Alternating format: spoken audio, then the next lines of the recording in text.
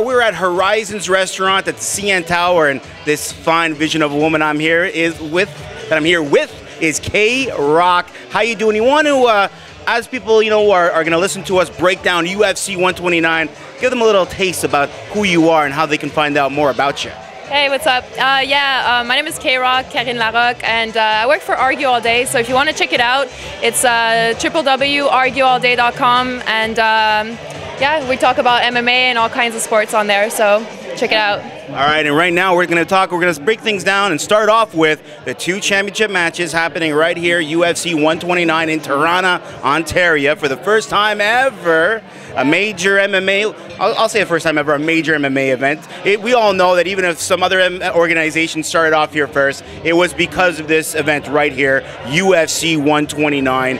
George St-Pierre, Canada's love child, if you will, is taking on Jake Shields, a man that, for those people who, are the contrarians, those people that, want to go against the grain and want to go against the mainstream, Jake Shields was always their guy. He was always their best of the best, their champ, multi-divisional and everything else. What are your thoughts about this headline fight, and does George St-Pierre finally have a challenge, an opponent worthy of actually grabbing the belt from him? Yeah, I think he definitely has a challenge for once. I mean, he's fought obviously some very tough fighters before. The story now being at the UFC was that a lot of people were underestimating Shields. George is the first guy who actually came out and said, listen, this guy is a real deal.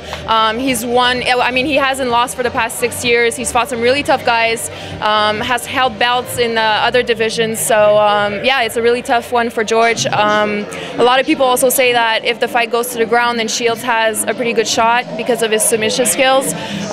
So George, seemingly is gonna try to keep it on the feet, and not let it go to the ground. You don't think so? You know what? I think George St-Pierre is an animal of a creature of habits. Yeah. I think that the way he wants to take people down and show he's the best wrestler and the best grappler of this world, I think he wants to prove it even again against a guy who supposedly is the best of the best. I saw something in George St-Pierre in today's press conference that I haven't seen in him ever.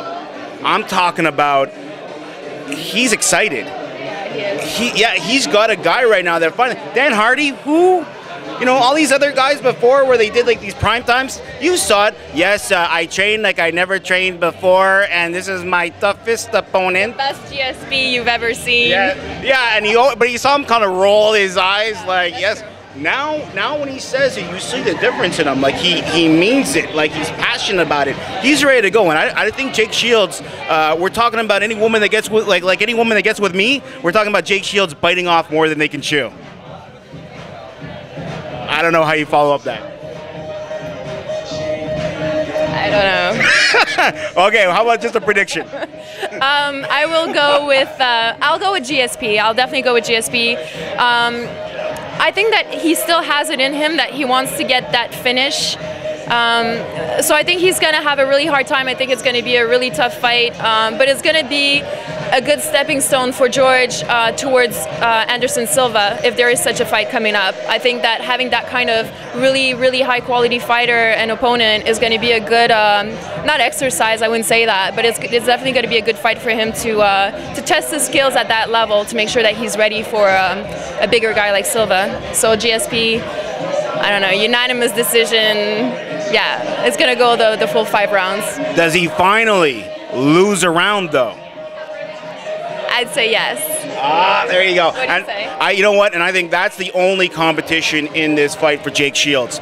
Can he actually beat George St-Pierre in A rounds? I totally agree with you. I believe it's going to go 5. The question is, does he get at least 2 judges to say he beat him in one of the 5 rounds? I totally agree with you. Next up, though, is something I think is a really interesting fight. Jose Aldo, Mark Hominick. I gotta ask you. I really want your impressions of this. I'm almost like, I love Tom Wright. I love the UFC. I almost feel though that they're giving Mark Hominick more, but that he's biting off more than he can chew. Okay. He's a guy who, and I love Mark Hominick. I've been a big fan of his, but he's barely made the UFC. I understand that he's been on a little bit of a roll and he's stepped up, but he's only really cemented himself to a certain extent that he's UFC caliber. Yeah. And now you throw him to say that you're fighting one of the pound for pound best fighters in the world? Really? I don't think he stands a chance. I don't even know if this is like, check your watch, because I don't think it's going to go very fast, I don't think it's going to go very long. Yeah, Hominick. I like Hominick. I'm a big fan of Hominick ever since like the UCC days, TKO days. Absolutely. And you have to remember, I mean, he's not new to the game. He started almost at the same time as George. They were headlining some of the same cards back in the days. So, I mean, he's had a lot of experience, obviously not of the UFC caliber, but I'm hoping that he's going to bring some of that into the octagon. Yeah, he's the underdog for sure.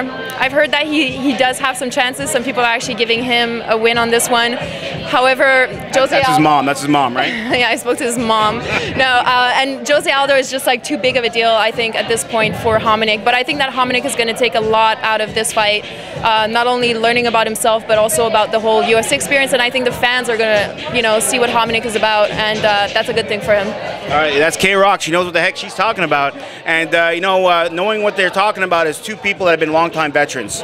You're talking about Lyoto Machida. While he's relatively new to the UFC, he's been fighting for years. I mean, you can go look him up on YouTube, fighting BJ Penn, 10, 15 years ago, or whatever it was. And you're talking about Randy, Captain America, Couture, and he might as well be Captain North America. He's loved across, I think, the United States and Canada. I think that most people are like, if this fight happened 3-4 years ago, Randy would have a chance. But it's happening now. He's 87 years old. Lyoto's going to put him into retirement. What are your thoughts on that? I agree that Lyoto is going to take this one. I'm not sure if he's going to have such an easy time doing it. I'm looking forward to see what kind of strategy that Randy has for Lyoto. Just, he's been talking about it. He's been saying that he's been watching Machida for a little bit, and he thinks he can crack the code, so to speak. So I'm really looking forward to that. I really hope that Lyoto doesn't have a loss, because that would be a big upset in his career. Yeah, I mean, I think that Couture can definitely get away with it, and he's just already loved, and he's everything. So, I mean, hopefully that Machida is not going to get away with a loss on this one. But I would say, yeah, Lyoto. It's hard to say how, though. How do you think? I think the only problem with Lyoto Machida is his passive-aggressive nature. If he forgets to fight, then he might lose on points. Like, if he's just too busy, waiting to, come back and counter something that Randy does, and Randy just has to take him down one more time to the ground, right? And Randy gets the points by the judges. So that's the only way Lyoto has a chance to lose. I'm predicting ground and pound. I think he actually gets him down on the ground, and I believe he grounds and pounds him. People might say, what? But I'm sorry, at some point, age has got to factor in. Okay, I'm going to say Lyoto Machida with some freaky kick to the head. Oh, no! Yeah. Anderson Silva. Chael Sonnen. Yeah, something like that. All right, there we go. They've been training together, so. Yeah, okay. Yeah. Now, we've got a huge contingent of Tri-Star fighters on this card. Yeah. Guys that I personally love. You're talking about Yves the Tiger Jabouin, John the Bull McDessie, a lot of animals in there. Then you move away from the animals, talk about the pride of El Salvador, Ivan Menjivar, some great fighters in their own right. Some of them are veterans across promotions around the world. Some of them are just veterans in Yves Jabouin and local promotions. And then John the Bull McDessie is this young kid who impressed Dana White in his first fight. What are your thoughts about this card and this contingent of Tri-Star fighters? Yeah, there's also, you have to think of Sean Pearson, who's also training at Tri-Star, Rory McDonald, who are kind of like the imports that are training with all these guys. I'm very excited. Ivan Menjivar, I think it's pretty cool that he's on the same card as George for this one, considering that he was George's first fight in professional MMA. It's like a nice, homage, yeah, to the whole scene. And I think it's pretty cool to remember how far everybody's gone with the TriStar Gym leading the way for all these fighters. So when you talk about the new crop of fighters, or the new crop of fighters that have made it to the UFC, I expect them to do really, really well. I think that collectively they probably came up with some really good strategies. I think that the vibe at TriStar was excellent in this camp. Everybody was excited because there was so much going on. So yeah, and I think that John the Bull is gonna do it once again. He was very impressive last time. Dana really liked him. So yeah, I think he's going to come out, and he's a good stand-up guy, you know. He's been a kickboxing champion for a while, so if he can show that in this stadium, the crowd is going to go insane. 55,000 people, you know, when you do like some good kicks and striking skills and all that, it's just going to be sick. So hopefully John is going to impress the crowd and the UFC with this one. And you brought up a great point. Not only do you have these guys that have like make their home naturally in Montreal and train at TriStar, you have guys that come down from wherever they live to go train at TriStar and develop their skills. Sean Pearson, Rory McDonald. How much do you think that factors into their development also? Missing, I'm going to add in like missing family and friends from home, and then on top of that, now you're going to Toronto. I know this is Sean Pearson's backyard, but he is spending, you know, a significant amount of time, and then people are calling him up and buddy, you know, give me some tickets and everything else. Does that factor into these two guys as well? All this kind of back and forth and traveling. I think that, I mean, you're bringing up a good point, but I think that these guys are mentored by the right people. This is not their first UFC. Yes, it's a big one, but the whole process of going through this kind of event is not new to them. So whatever they had to do, I'm sure that if they feel the pressure and if they feel stressed before an event, you know, they probably shut down their phones or, you know, take the necessary measures to take care of that. In terms of family, you don't really have time to think about your family when these things come up. You know, it's your career, you've been focused doing this, and plus, you know, the gym people and your partners kind of become family, and they're all here. So you're really not missing anybody, really. I don't think so. You know what? I think you've really broken this down really well. I want your last question. Biggest event, of course, in UFC history, 55,000 strong. The announcer even selling out more tickets right now. They've opened it up. They've reconfigured the stadium. They're going to add more people. Probably the strongest pay-per-view buy ever in the history. So much is on the line for the UFC. Dana White talking about he wants to make this the biggest sport in the in the planet. Is this going to be hit or miss? Is this going to be a win or loss for the UFC in terms of how you think this event is going to be executed? Oh, it's definitely a win. Yeah. There's no doubt about it. I think it would be a little bummer if George lost his title here. I think that 55,000 people would go back home really disappointed.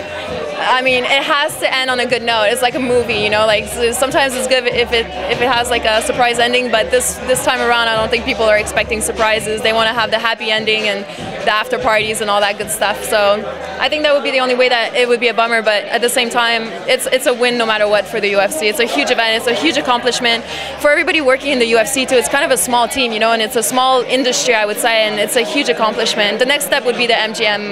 No, not the. Madison Square Garden, sorry. There you go. Yeah, New York. New York would be the next big step, I think. All right, well, you know what? I think you showed yourself to be as intelligent and as knowledgeable about MMA as you are, lovely. It's been a pleasure talking to you. Shout out to all your fans out there in K-Rock world.